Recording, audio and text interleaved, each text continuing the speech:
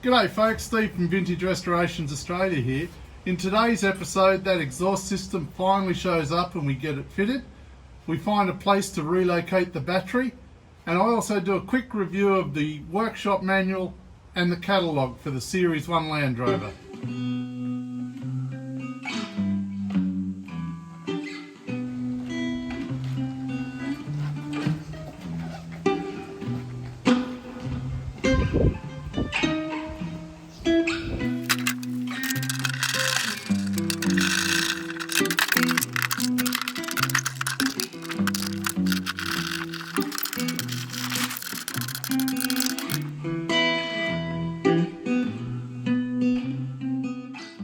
Look at that, a present from England.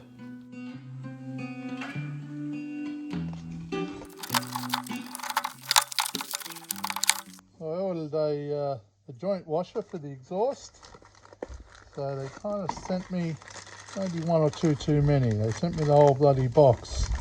Anyway, that's what I wanted, one of those. Maybe they expect them not to last very long.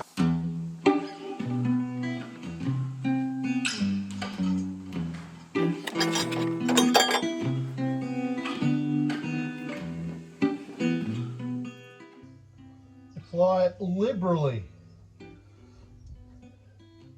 to all joints.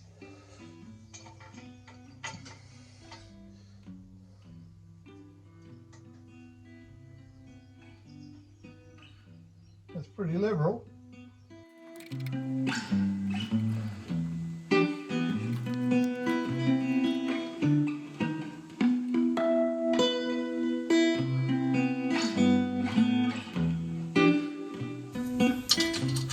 Beautiful. Fits like a bum in a jerry.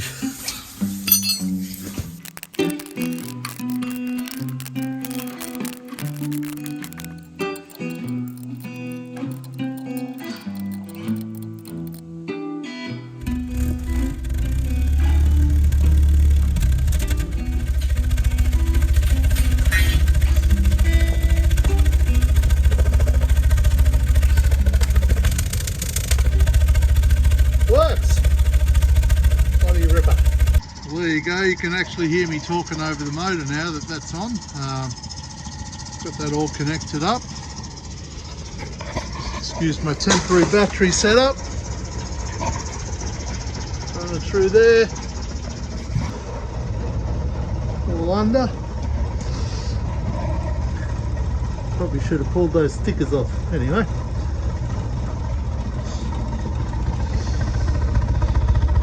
Stink comes out this end. All good.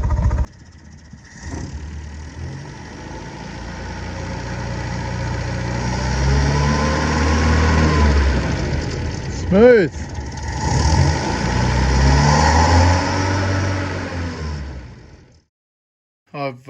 I've got a new battery for it. We need to mount that battery somewhere. So if I disconnect it all. So the way I see it is we've got two options. Number one option, which is probably my preferred one, in here, in the under seat cavity, toolboxy storage area.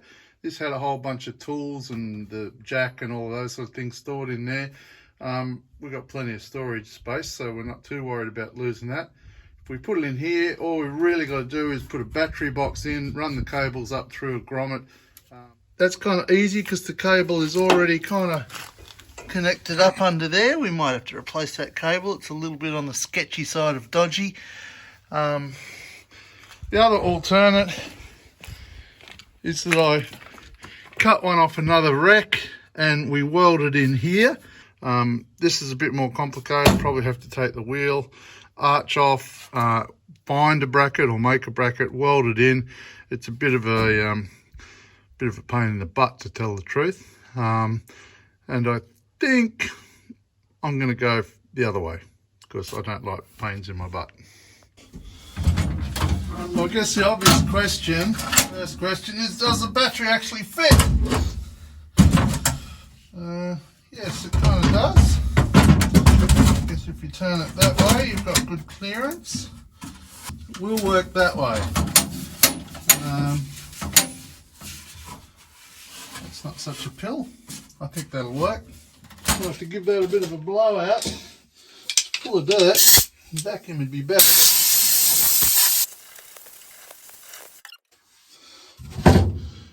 These little Dyson vacuum cleaners are perfect for such jobs, as long as your wife doesn't find out.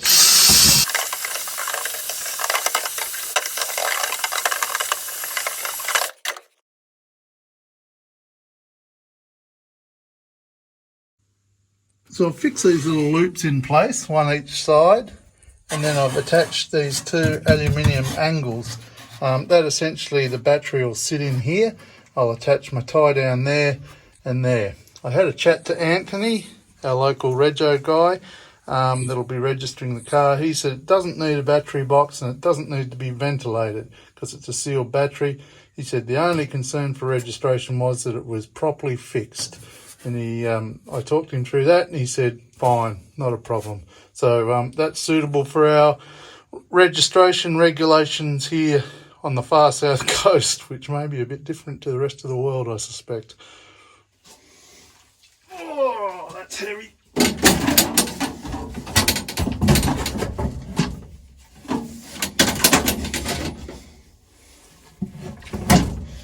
There you go, that fits quite snugly in there.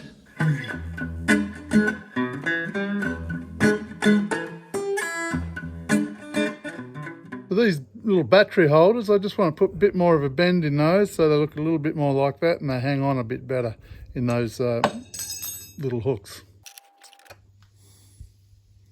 So the battery box used to be mounted up under here and the battery cable, this one, ran along underneath. Obviously it was a bit of a way to go.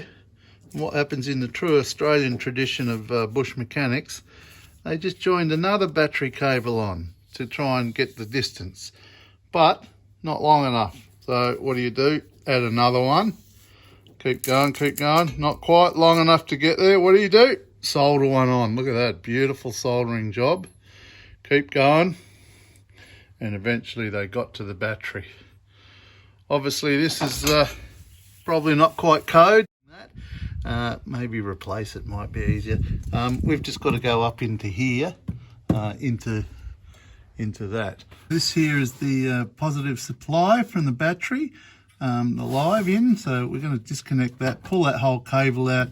We'll rebuild a new cable because it doesn't seem to want to work very well at the moment, and I'm not surprised. So we'll replace this with a brand newie. There we go. I've been to the shops and bought some brand new cable, a couple of connectors. We'll get those in.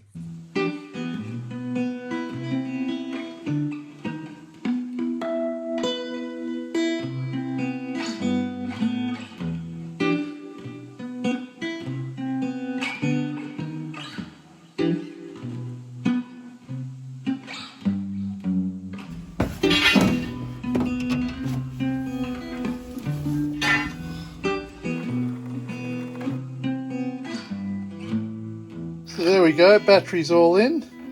You can see down there I've just run a couple of new grommets through the floor, run those positive up, put a little rubber shield over that so it folds flat when it shuts, and just protect it from the seat. Aluminium strap across the top going in, boom, just sits down there rather nicely. We'll check that it works. The battery's all in there. It should have a little bit more stick now. There she goes. That starter motor seemed to turn a bit better. I guess wasn't great power getting to it before. It seems to be going quite well now. A bit more. Yeah, that's better. Good-o. Another job ticked off the list. So you may notice that we're not in the workshop anymore, and that's because we're in the house that I built where I live. And this is a bit of a behind the scenes, something different I'm going to try. If you sign up to Patreon, this is the sort of stuff that you will be getting. So today what I'm going to do is a bit of a book review of all things. Pull the glasses down so I look a bit more cleverer. I've got two books that I absolutely love, and I've read them thousands of times, if not millions, if not trillions. So my first book that I absolutely adore is this little number, the, whoops, a bit shiny, Land Rover Workshop Manual for the Series 1 Land Rover. This is a riveting read, absolutely magnificent read. The basic plot is you pull a Land Rover to bits, and this book tells you how to put it back together in the appropriate order so it actually works. Call me crazy, but I reckon that's the best possible outcome of a restoration. A lot of blokes just like to tinker in their sheds and never actually achieve anything, and they've got Land Rover projects that go on for 40, 50, 60 years. I'm not that guy. I like to get some stuff finished and running down the road. This is the book that will help you do that. If you haven't got this one, you probably shouldn't be doing restoration work, or you're really clever, which I'm not. So the downside of this book, or the only criticism I have in my review of this book, is that it does not have part numbers in it. It just tells you kind of how to do things, how to pull them to bits, how to put them back together. It's the basic nuts and bolts of how you do stuff. If you want to understand more about the parts numbers, you've got to go to the sequel of this book, which I think is a better book and a better read, the Parts Catalogue. The Parts Catalogue, the beauty of this book is it gives you part numbers. So you can take that number, pump it into Google or eBay or wherever you search for parts, and you will find the exact part you need. So never again in this life of ours will you order the wrong part number for your Series 1 Land Rover. And that's a big thing because they're not cheap. Speaking of cheap, these are not cheap either. I paid $85 for this original catalogue. That's Australian dollars, so in any other currency it's not much money, but when you're a poor $2 an hour caravan restorer, 85 bucks is a lot of money, but it saves me hours and hours and hours of Google time. So the payoff's in the savings, really. And I no longer have to sit up till 3 a.m. on the internet looking at strange websites. I just look at my book. So that's kind of my two favourite books. If you haven't got them, you're not trying at life, and you should probably try a little bit harder. I keep these in the house. I don't use these ones in the workshop. I've got modern ones that I use in the workshop. I just love the vintage kind of original ones to pen through as I sit in my smoker's jacket in my den with my trusty hounds at foot, sipping a whiskey, reading my Land Rover books. So get them. Well, that's it for this week, folks. Thanks for tuning in, and I hope you enjoyed that. Big thank you to the subscribers that have subscribed and joined us in the last couple of weeks. We really do appreciate that. And a massive thank you to Mark Moffat, who signed on as a patron. Thank you, Mark. We do appreciate that. And that little bit of financial support really does make a difference to running the channel and keeping this whole thing ticking along. So thanks, Mark. We appreciate it. If you haven't subscribed, please do, because that helps us get the message out that anyone can have a go at restoring their Land Rover or even tinkering their Land Rover. We're not mechanics. We're a couple of blokes in a shed just having a bit of fun playing with our toys. We appreciate it when you comment and tell us when we get things wrong. We do it all the time. We're fine with that. There's no competition or anything. We're all trying to learn, and that's the aim of the channel, is to share the knowledge that we're gaining. So thank you for all of that stuff. From here, I guess we're going to be working on the brakes on this little truck. We've got a few lights and things that we're got to restore and get on, the pork pie lights for the back, and I'm waiting on 2 more blinkers from the UK that have been held up in the postage somewhere. So we're getting pretty close to having this thing rolling down the road, and then we can take it on some adventures and film that stuff. So I'm really looking forward to that, getting up the mountains trout fishing or down the beach for a bit of a fish after work and things. That'll be great, and we'll take this little truck along for the ride. So till next time, see you and take care of each other. Bye.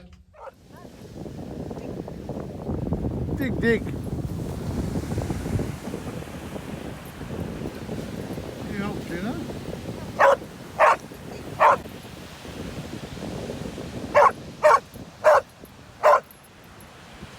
installation.